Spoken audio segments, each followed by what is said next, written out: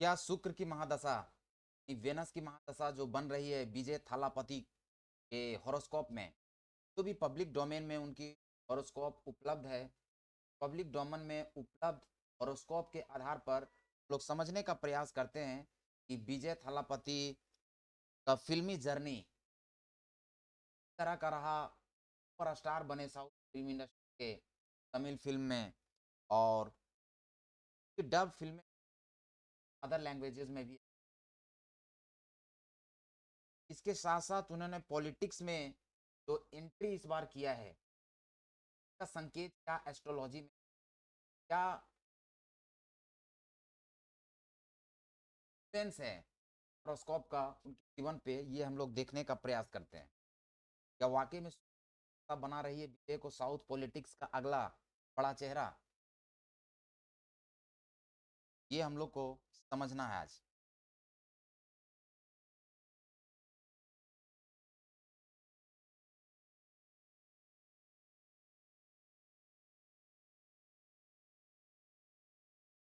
थालापति विजय की कुंडली में जो शुक्र की दशा चल रही है, वह केवल फिल्मी सफलता नहीं बल्कि राजनीतिक उभार का भी संकेत। क्या आने वाले साउथ इंडिया की राजनीति में नया अध्याय शुरू होने, ये समझने का प्रयास करना है। जो पब्लिक डोमेन में हॉरोस्कोप उपलब्ध है उसके आधार पे आप देख पा रहे होंगे,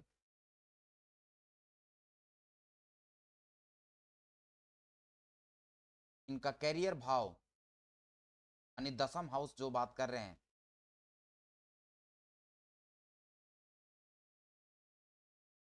कन्या लग्न की कुंडली है, हॉरोस्कोप है। और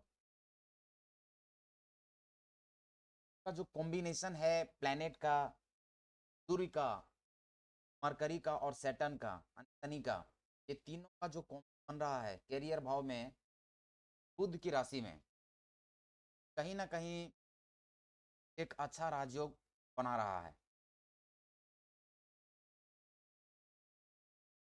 नवम भाव में अगर हम लोग बात करेंगे, ये शुक्र की राशि में, यानी यहाँ शुक्र कह सकते हैं, जो वेनस है स्व राशि में विराजमान है नवम भाव में, और शुक्र और केतु का कॉम्बिनेशन बन रहा है। यह भी इनके लिए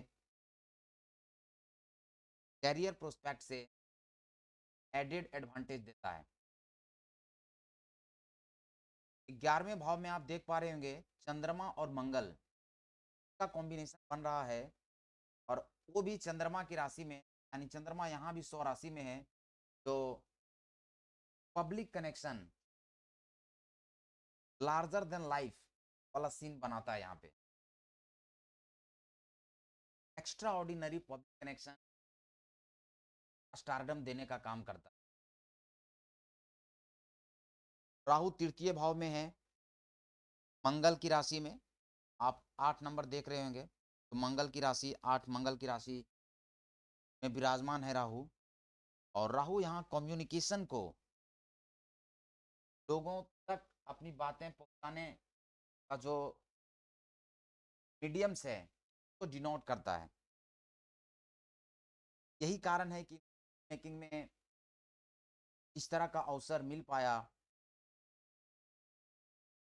और अपने आप को एक्सप्लोर कर पाए।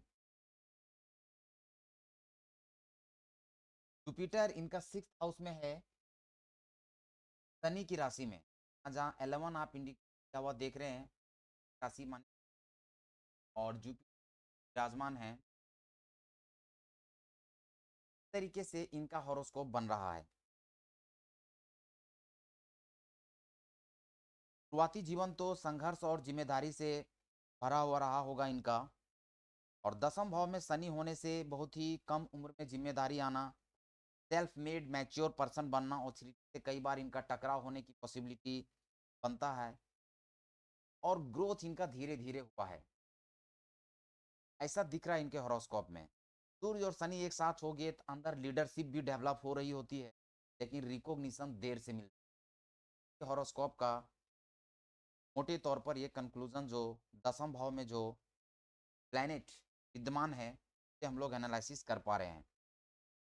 यह कॉम्बिनेशन हालांकि बहुत ही पावरफुल प्रोफेशनल योग माना जाता है, क्योंकि सन यानी सूर्य आपका जो है वो ऑथोरिटी को, गवर्नमेंट कनेक्शन को, पब्लिक इमेजेस को और लीडरशिप को डिनोट करता है।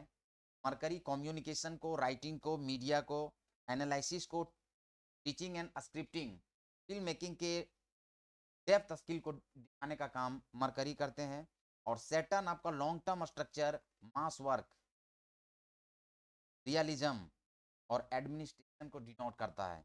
ये तीनों का जब कॉम्बिनेशन है तो व्यक्ति में पब्लिक इंटेलेक्ट का डेवलप होना, मीडिया स्ट्रेटजिस्ट होना, फिल्म मेकर होना, एक्टिंग में जाना, एक्टर बनना, ये सब पॉसिबिलिटी देता है। कंटेंट क्रिएशन में भी कमाल के काम करते हैं। नवम भाव में देखने का प्रयास करें तो वेनस और केतु का जो कॉम्बिनेशन है, या अनयूजुअल इमेजिनेशन देता है, सिनेमैटिक और स्पिरिचुअल क्रिएटिव कॉम्बिनेशन माना जाता है ये। ऐसे लोग कॉमर्शियल से ज़्यादा इम्पैक्टफुल सिनेमा की ओर जाते हैं। मीनिंगफुल स्टोरी टेलिंग बोल सकते हैं। मास ऑडियंस का कनेक्शन जो बन रहा है आपका 11th हाउस से, चंद्रमा और मंगल का कॉम्बिनेशन के कारण यह बहुत ही स्ट्रॉन्ग पब्लिक कनेक्शन देता है।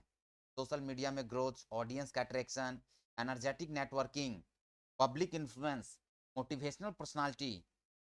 लेकिन कई बार ये जल्दी रिएक्ट भी करते होंगे।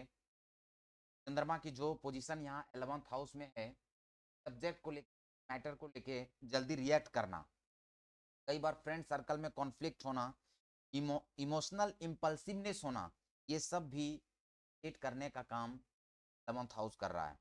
राहु का तृतीय भाव में होना, यह भी इनके लिए यानी फिल्म मेकिंग, फिल्म इंडस्ट्री के लिए, मीडिया इंडस्ट्री के लिए अच्छा माना जाता है, रिस्क टेकिंग के लिए अच्छा माना जाता है। ऐसे लोग अनकन्वेंशनल पाथ चुनते हैं, जैसे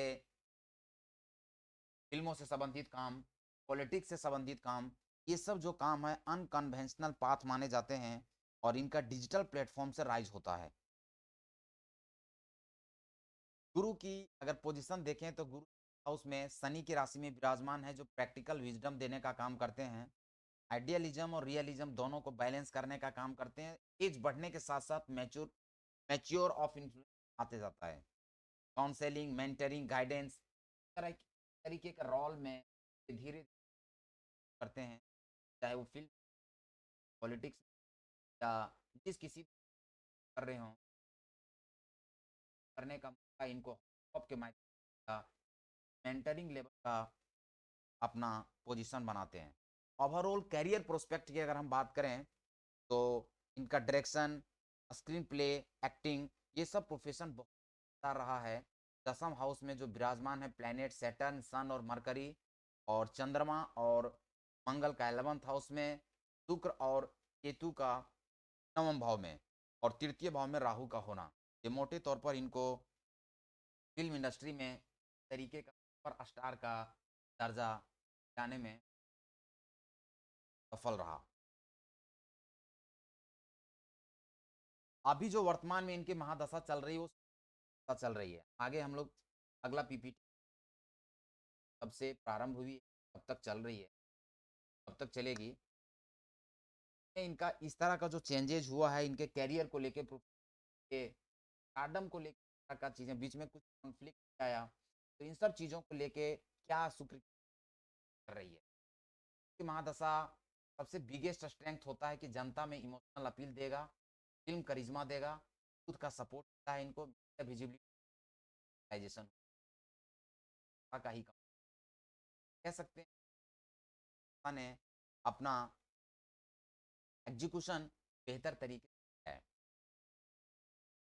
के पंचम भाव में जैसा कि क्रिएटिविटी, फेम और सिनेमा का भाव माना जाता है, पंचम भाव फिल्म इंडस्ट्री के लिए पंचम भाव शुक्र और शुक्र बहुत महत्वपूर्ण हैं। यहाँ आप देखेंगे तो शुक्र का प्रभाव मजबूत दिखाई दे रहा है, बुध का भी इफेक्ट है, और चंद्रमा और मंगल का स्क्रीन प्रेजेंस देते हैं। तो हम बताएं कि 7th हाउस में है mass popularity, dialogue impact, fan following और कॉमर्शियल सक्सेस कारण है कि का पाया।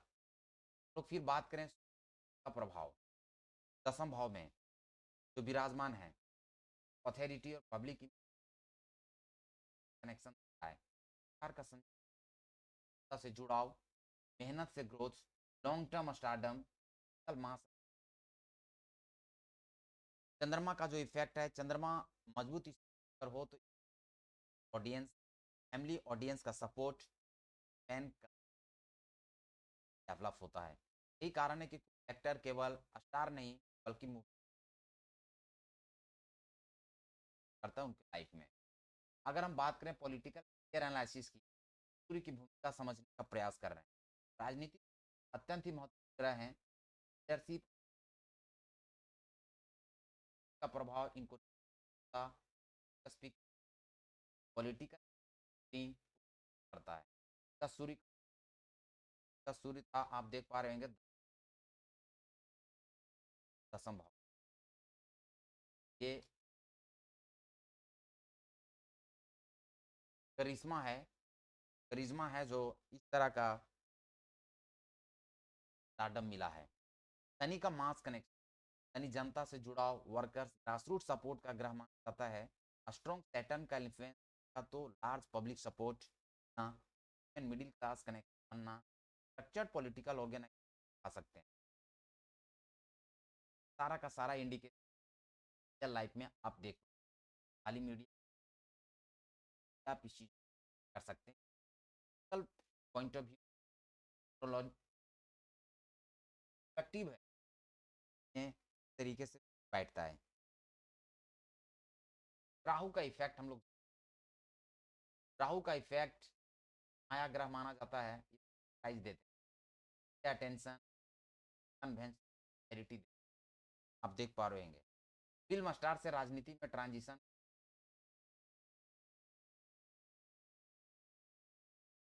क्या पॉलिटिकल सक्सेस संभव है? कुंडली के संकेत बताते हैं कि पॉलिटिकल एंट्री इम्पैक्टफुल। आपने देख पब्लिक अटेंशन बहुत देगा, आप देख पा रहे होंगे। फैन बेस पॉलिटिकल सपोर्ट, राजनीति कठिन क्षेत्र का ऑर्गेनाइजेशन, अलायंसेज और पैसेंस शुरुआती वर्षों में सबसे बड़ा strength mass psychology understanding in public करिश्मा है। स्क्रीन इमोशनल पब्लिक का है। लीडरशिप हो रहा है। महादशा हम लोग जानने का प्रयास करेंगे। तो शुक्र की महादशा अभी चल रही है 2013 से लेकर करियर पर इसका इफेक्ट है।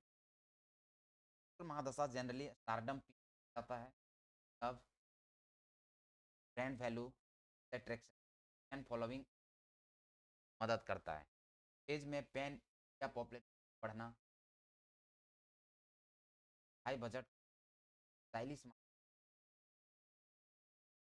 दिखाई देती है। फिल्म इंडस्ट्री में क्या उनका गोल्डन फेज 13 से स्टार्ट हुई और 2033 तक चलेगी। आपने देखा होगा इनके 2017 में तो कह सकते हैं कि highest paying actor south film industry का रजनीकांत के बाद माना गया। और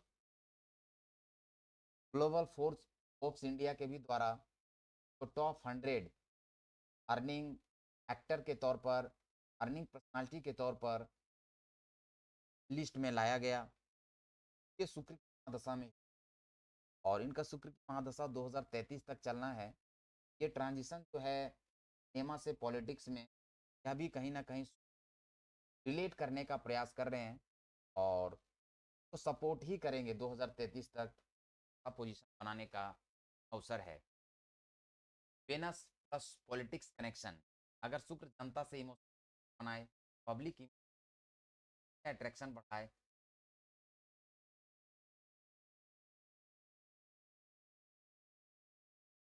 का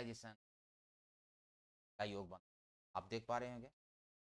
मरकरी की महादशा इनका रहा 2089 से रहा। ये भी टाइम इनके टाइम था, अच्छा टाइम था। Communication, acting skill, dialogue delivery, adaptability का ग्रह माना जाता है।